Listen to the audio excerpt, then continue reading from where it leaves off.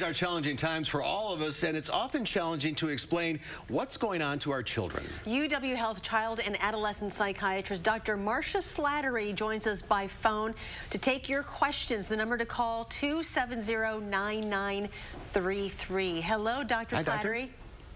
Hello. Thanks for having me. Glad to join you. Thanks for being with us. So I'm actually going to start since I'll be caller number one. So I have an 11-year-old who, since he's been home from school, constantly asking to take his temperature. He's not feeling well. He's got an upset stomach. He feels like he can throw up, but nothing ever happens. And yet he eats like a champ and is gaming like a champ. Are those symptoms of anxiety? It's a good question. A lot of times kids will hear these bits and pieces about what the potential dangers are of getting a fever or the different symptoms that we're hearing about coronavirus.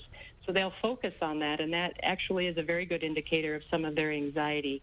So what I usually recommend in that regard is to validate it, to say, yeah, we're going to make sure we're all staying healthy. But what I tell them is, instead of having those consistent requests to have his temperature taken, his or her temperature, to really do it in a way to say, we're going to schedule it, like once in the morning and once at night we'll take it, so that your child knows when it's going to be taken.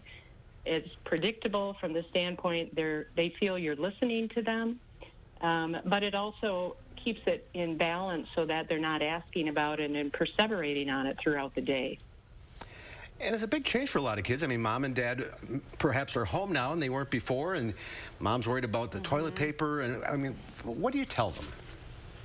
Yeah, I think the biggest source of anxiety and difficulty for kids that parents need to keep in mind, and it's for parents as well, is we've lost our routine.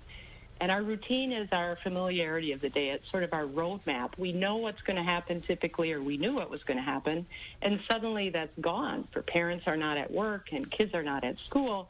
And so that's actually that lack of predictability contributes to a lot more uncertainty in the house, in the home for parents, and kids can see that in the parents' behaviors, et cetera.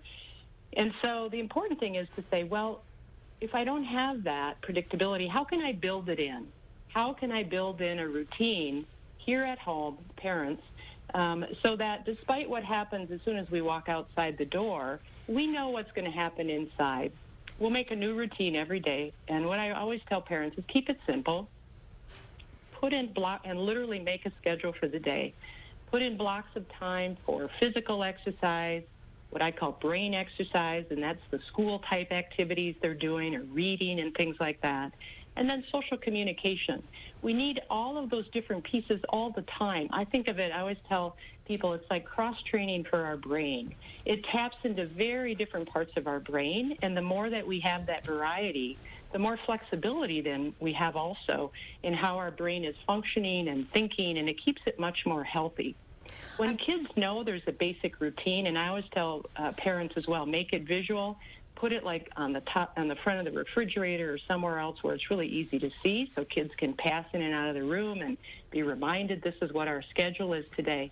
That predictability gives that sense of control. That sense of control over my world here inside the house will significantly decrease anxiety.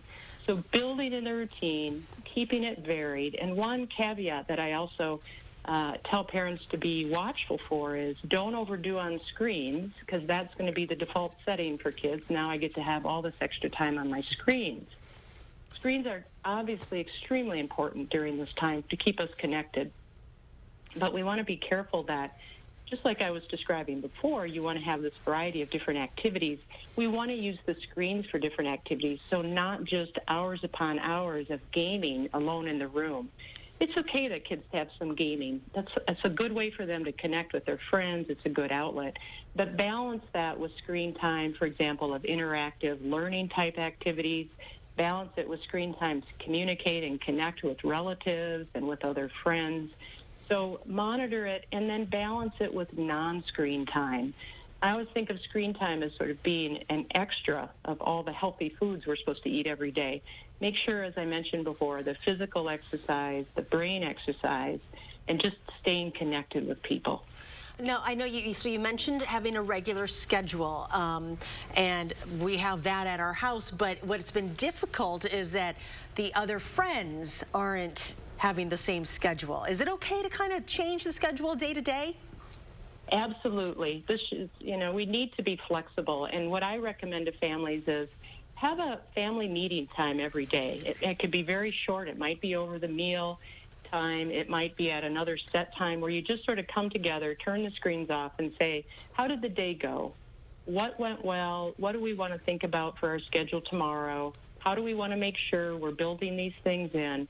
That's also a really good time to touch base with kids about, do you have any questions today? Because we want to keep that communication very fluid. We want to hear what they're thinking about, what questions they have.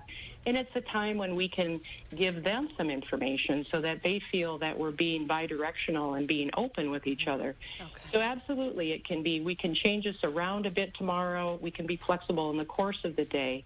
But having those simple blocks of time can be extremely helpful. All right. Dr. Slattery, thank you very much for your time today. We really appreciate it. We ran out of time. My pleasure. We couldn't get to the calls. We'll do this again very soon. Sorry about that, folks. We'll be right back.